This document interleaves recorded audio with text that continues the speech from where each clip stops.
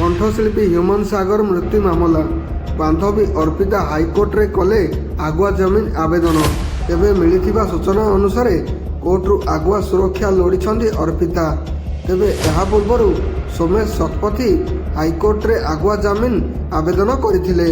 मिलिथिबा सूचना अनुसार ह्यूमन सागर मृत्यु को नहीं थाना रे मामला रुजु करथिले तांकर मां शेफाली सुना। कटक मर्कटनगर थाना रे 9 जनक नारे अभियोग आनिथिले शेफाली। एहा परे एफआईआर आधार रे तदंत आगको बढ़ाई पुलिस। विभिन्न दिग को नजर रखी तदंत करने को कंटा भिड़ी पुलिस। आर्थिक लेनदेन बाबद जानवाक अकाउंट तथ्य हासिल पाई बैंक सह जोगाजोग करथिला पुलिस। अन्यपटे एफआईआर रे थिबा 9 जन को डाकी पचरा उचरा करने पूर्व 2 जन हाइकोर्ट रे आगुआ जमीन आवेदन करिसंती। तेबे काहींकि आगुआ जमीन आवेदन कले ताहाकु नै बड़ प्रश्नवाची सृष्टि होईछि। एही भली इन्फॉर्मेटिव वीडियो देखिया चैनल को सब्सक्राइब करनियंतु।